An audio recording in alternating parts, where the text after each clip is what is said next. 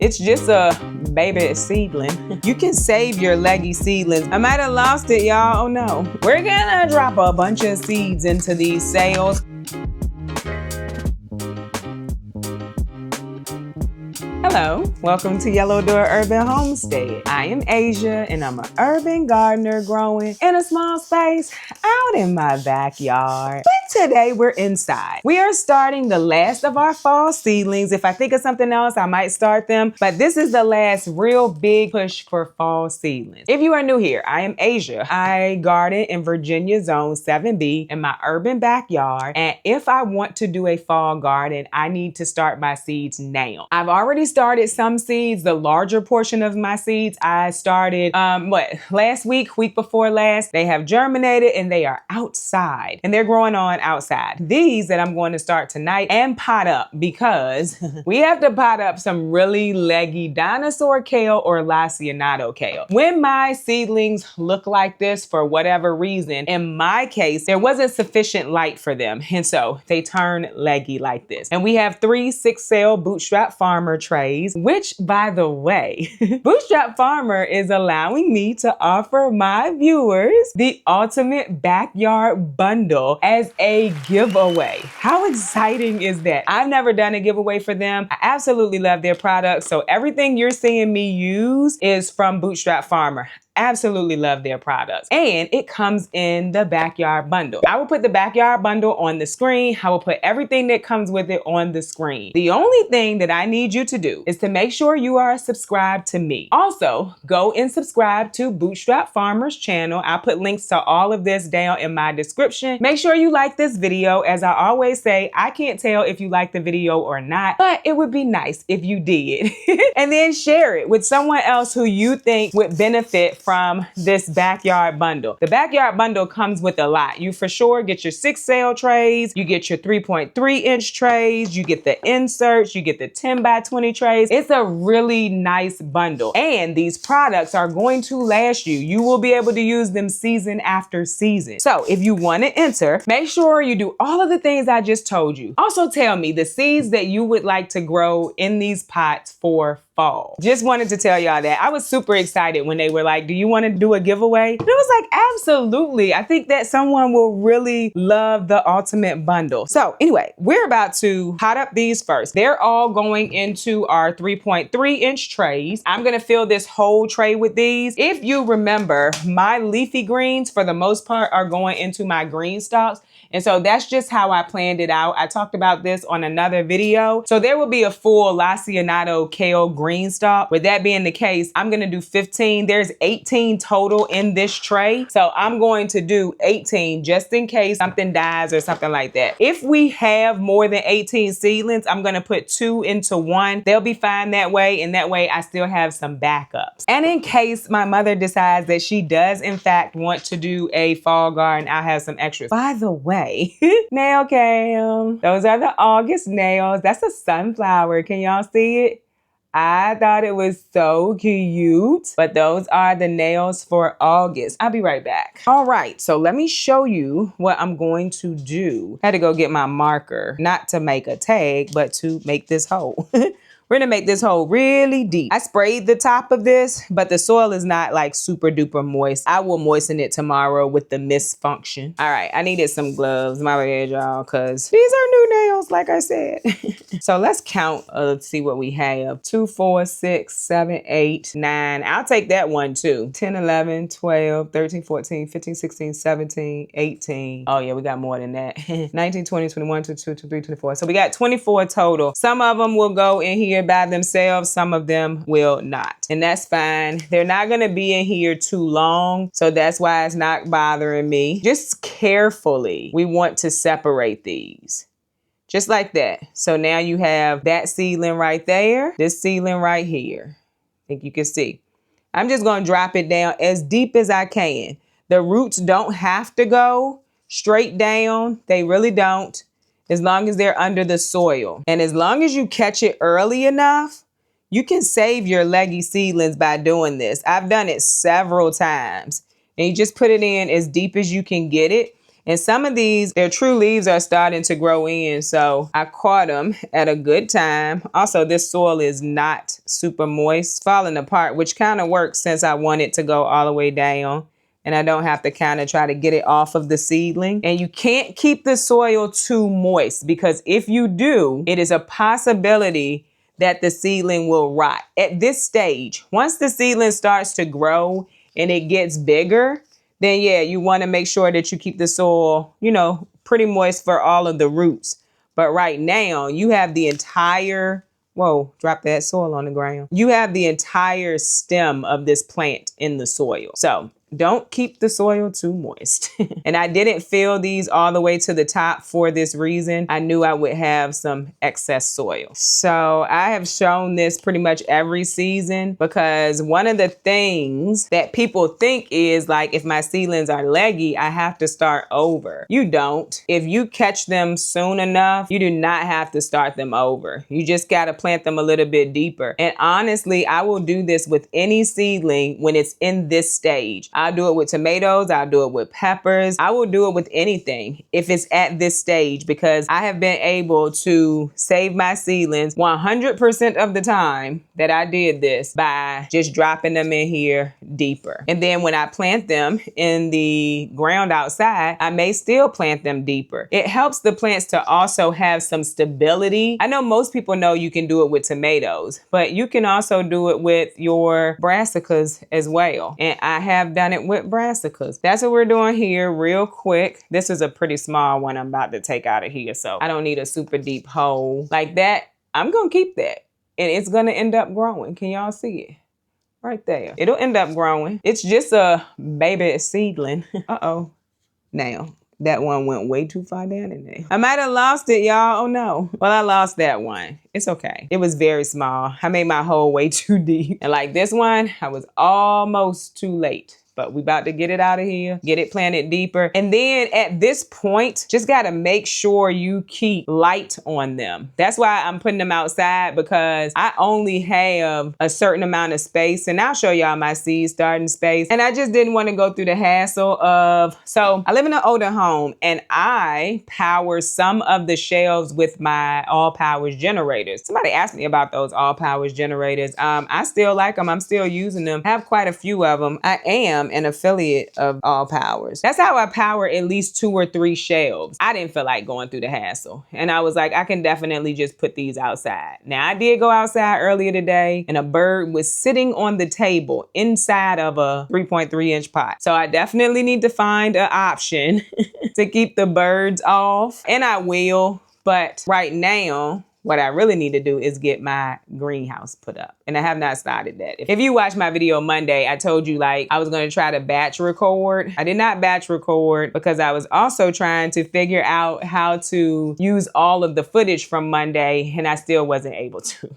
So that is that. Now, I think we need to start putting 2 into a pot. When I put 2 into a pot, I just put them in different sections. So I put one over here and one right here. The roots are still going to kind of mix in, but these are also plants that don't mind having their roots disturbed, so you can separate them. The soil is not moist, so it's kind of crumbling, which is fine, but just going to drop that in there, push it down.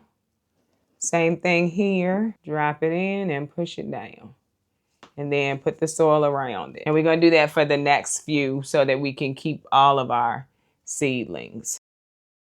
This is not my favorite thing to do, but when I can just take one thing out or just separate it easily, I don't mind doing it. It's when I have to separate in the small seedlings. But for these, a lot of them are coming out easy and it's just a quick transfer.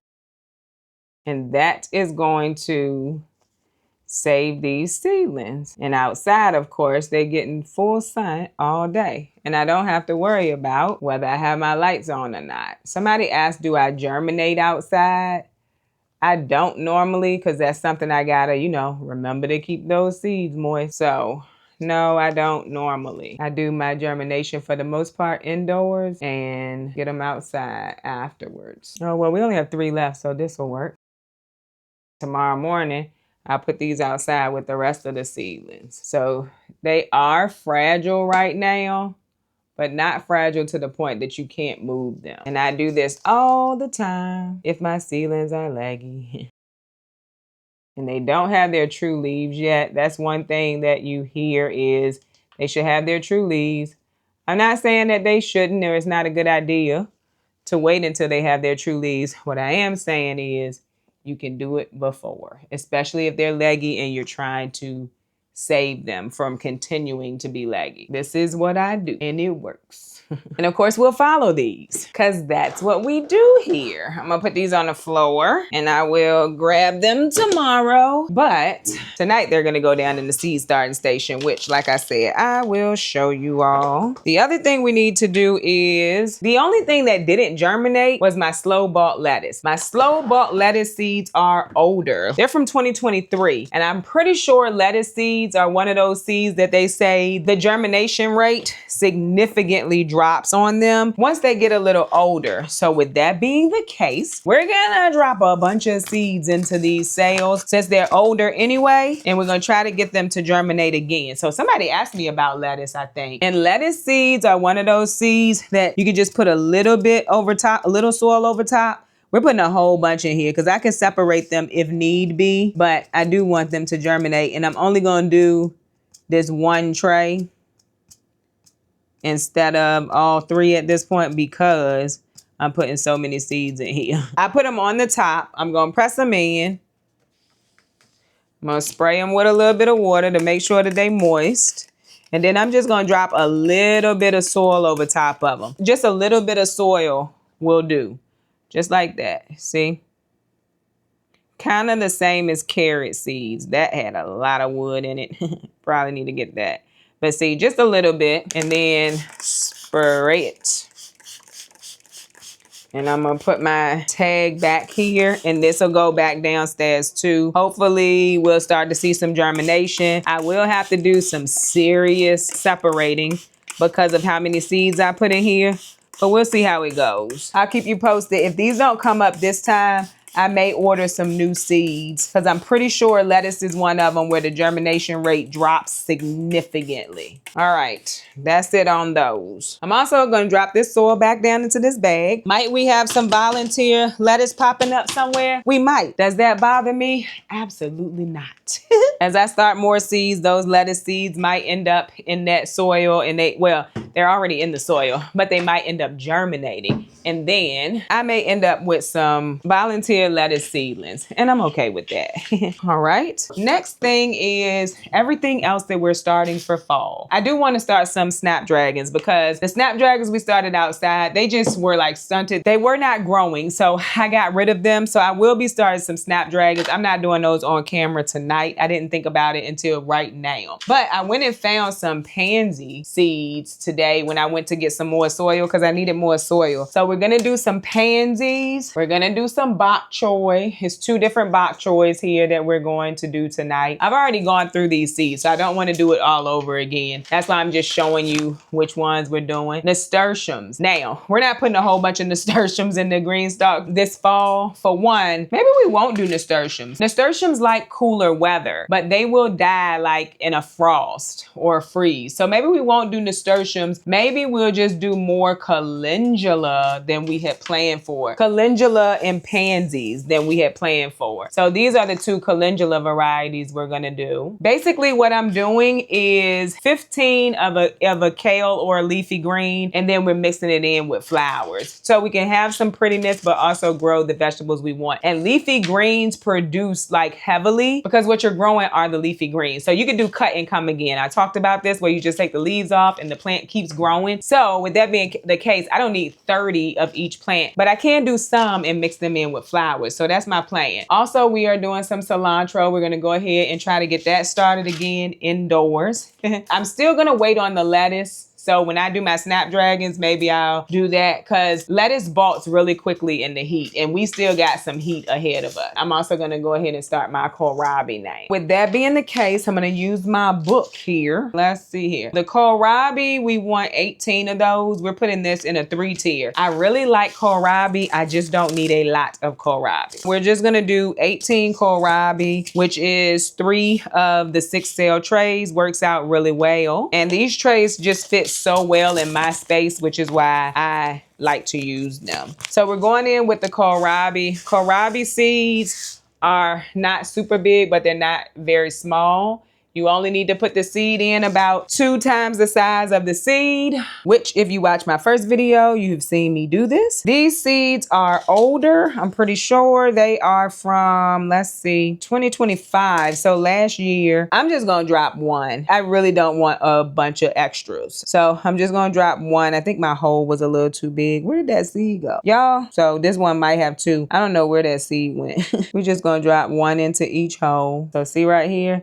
This is my hole, not really big. It's just a little indentation and I'm just dropping 1 seed in here at a time. And I am still watering or spraying from the top. Outside, I'm just misting it. Inside, I'm spraying with a water bottle. And for this, I'm doing half and half. So half of this will be the white Vienna and the other half will be the Quick Star. And I've grown the purple kohlrabi as well as the white. I prefer the white. This is a Quick Star. Quick Star is a white one too. And this will be my first year. These are from Haas, but they seem like something I might want to try to grow. So I'm doing it. And I always have really good germination with Haas seeds. Also have had really good production out of the plant so far this year. So I think we will do just fine with these as well. And these are going to go into a 3-tier razzleberry. Now, I only did enough to get exactly what I need here. Probably should drop an extra seed in a couple of them just so I can make sure I have what I need. So that's what I do. I just go back through in case. Most of the time the germination rate is like 100%, but you never know. Let's see. And they have 94% on the package. So we'll just plan for some seeds not to germinate. Oh, my carrots, we're going to do direct sowing. Carrots are going into the Inventor's Bundle. So the larger tiers at the bottom, 10-inch tiers, that's where the carrots are going. So this week we're probably going to, so maybe tomorrow even, plant out our potatoes and our carrots. Both of those are basically going to be direct sown. I'm not doing anything in-house for the carrots. All right, kohlrabi done. I'm excited. I need to figure out exactly how many pansies and exactly how many calendula we need. So we won't do these together, but we will go ahead and do our cilantro. Cilantro, I really don't know how many. I'm just gonna do 18 because they're just going into any empty pockets in the herb section. Cilantro seeds are pretty big. I don't have an issue with them germinating as long as I keep the soil moist, but they do have a pretty hard outside. I think someone asked me before, did I crack them open? I have never had to crack them open. It's never been a situation, but maybe cracking them open does help. I don't do that though. So that's what the seeds look like. They're also pretty big seeds. And cilantro doesn't mind growing in bunches either. I'm dropping 2 to 3 seeds into each cell because they don't mind growing in bunches. You can also just do 1. I'm just gonna try this growing in bunches thing this year, especially since I have quite a bit of space and I can preserve cilantro too. And I love cilantro. I think I've mentioned that before. Cilantro, lime, also the chimichurri. You can use cilantro in there. I want all of cilantro. Cilantro does not like the heat. It will bolt. I might end up having to plant this again, but if I do, it's okay. It's not a big deal to me because I've also found that cilantro comes up pretty quickly. My last cilantro, not really sure what happened with it. It was outside. And like I said, cilantro doesn't like the heat. So that could have had something to do with it. And it did not.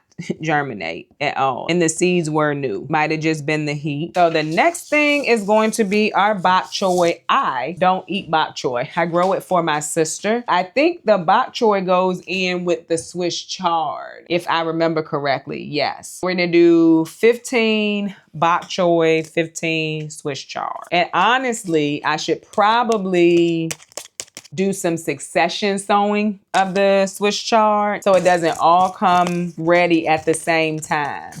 So we're gonna do 6 Swiss chard now, and then we'll come back. This ain't Swiss chard, I'm sorry. This is bok choy, y'all. So we'll do this one tonight, and then we can come back and sow more later because that's a lot of Swiss chard at one time. These look like other brassicas, but they just appear to me to be a little bit smaller. Let's see.